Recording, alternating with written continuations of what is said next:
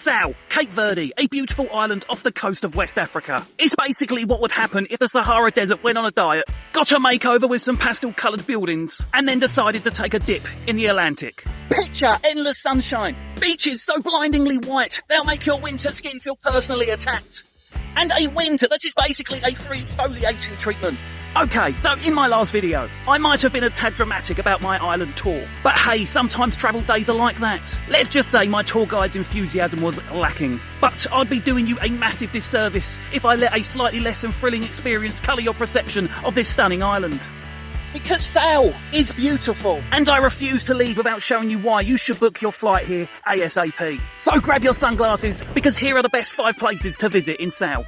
Firstly, if you're coming here, Kite Beach is where the colourful kites dance in the sky like a synchronised ballet performance gone wild, while adrenaline junkies become real-life superheroes. The wind is so reliable, it practically has a union card, and the waves are perfect for both beginners and pros. Throw in some beach bars with killer views, a laid-back vibe, and enough sunshine to recharge your batteries for a year, and you've got the recipe for an epic beach day. Just be prepared to get sandblasted and develop a case of serious kite envy.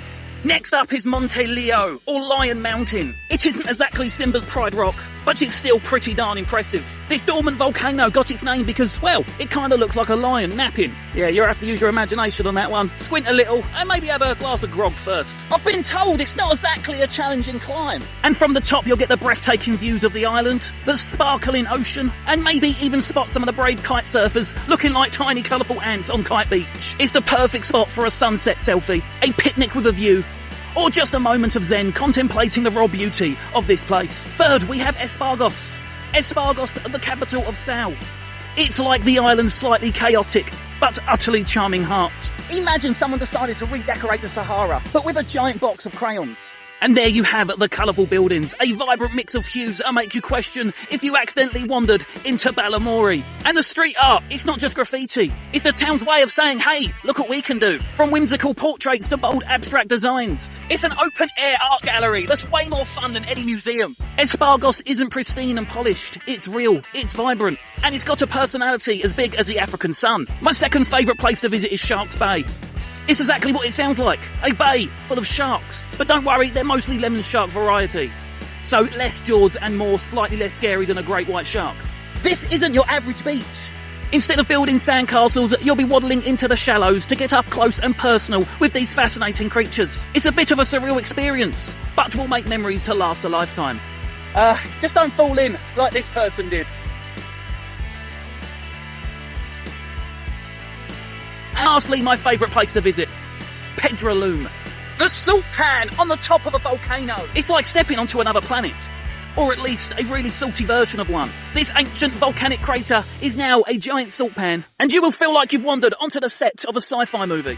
You can float effortlessly in the super salty water, which is not only a bizarre fun experience, and also supposedly great for your skin. Think of it as a giant natural spa treatment, minus the cucumber slices.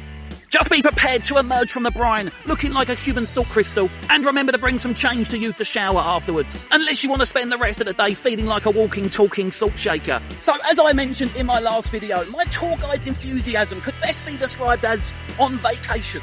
And it didn't really help that they were late, 30 minutes to be precise. And the promise of a 4x4 safari turned out to be a slightly less glamorous experience cramped into the back of a van. And let's just say, it wasn't the best start to the day. But, and this is a big but, I absolutely refuse to let one underwhelming tour experience give you the wrong impression of Sal. Because this island is gorgeous, filled with beautiful people, places and sights. Just a little word to the wise. Do your homework before booking tours from random beach vendors. And also when you're booking your hotel, remember that 5-star in Sal might not be the 5-star you're picturing. But more of that in my next video, and as always, Chianta! Chianta!